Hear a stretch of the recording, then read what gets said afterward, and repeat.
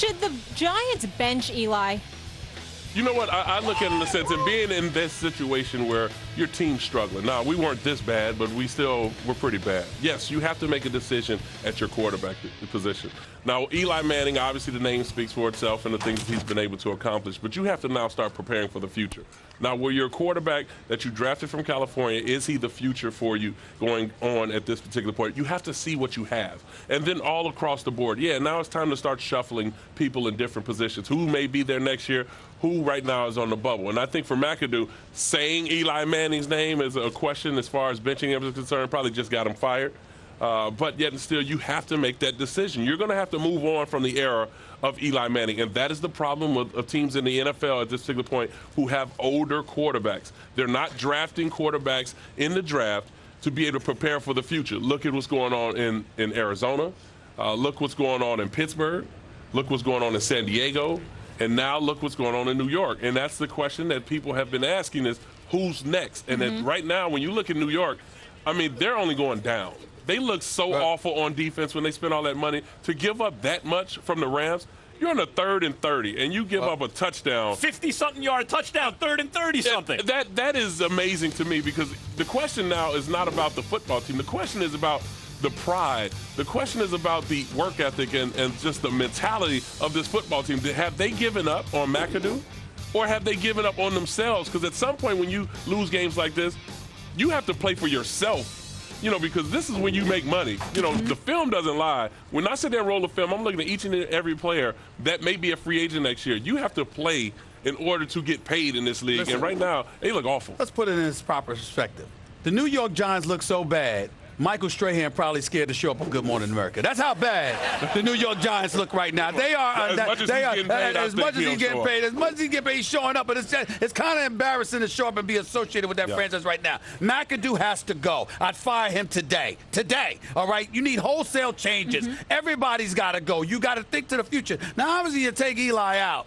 You know, Geno Smith comes in. I don't know if anybody deserves that right now in New York City. I just don't know if anybody deserves that. But the bottom line is this. If you are Eli Manning, listen, I'm not going to sit up there and tell you he's finished. But clearly you need to think about moving forward because he's the past and you need something to look forward to. But what I think about when I think about these Giants is this. You decide a couple of years ago that change needs to occur. We need wholesale changes. And the only person you got rid of was Tom Coughlin.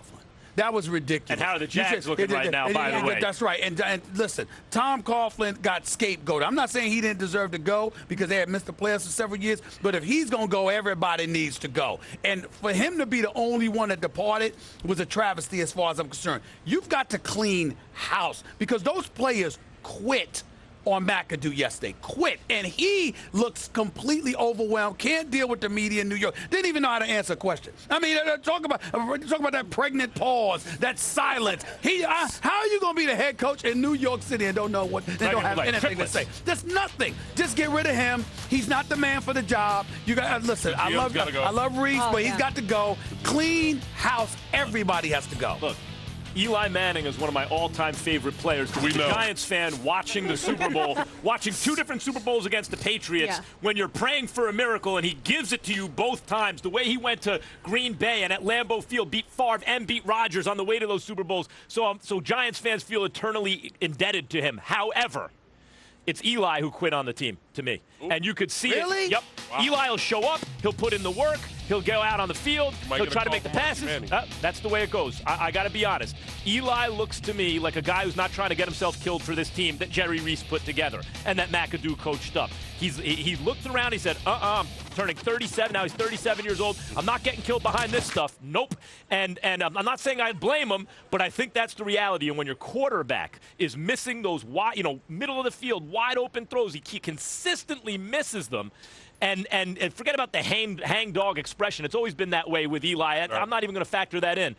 But I think the team follows suit. Reese has done a terrible job drafting. McAdoo obviously hasn't coached them up, and the quarterback hasn't gotten the job done. In terms of benching Eli, though, I recognize the trend in the NFL. If you are a statue like Eli Manning, as tough as he is, I mean, you talk about like the toughest quarterback in the NFL, has never missed a game.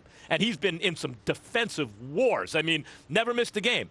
But if you have a statue-type quarterback and he's getting and he doesn't have any wheels at all, boy, he better hit those open receivers, and Eli's not doing that either. I wouldn't bench him, but I would do is give Webb looks in live game action to try to evaluate what you have. And I would also start looking in the draft for a quarterback who can not only play in the pocket but has some wheels too, because that's the way the league has gone. Well, let me clear some things up. First of all, you said that Eli Manning quit on the team, but then you won't bench him. Anytime that in sports, if you have a player that's out there playing in a competitive sports and he quits on the team, that's when you should sit him down. And I'm going to go against that because I don't think Eli Manning quit on the team. Eli Manning understands the situation. He understands the future. And he also understands that he's not going to get killed out there, but he's not going to sit there and just throw the game away. But no, of course, but what's the difference?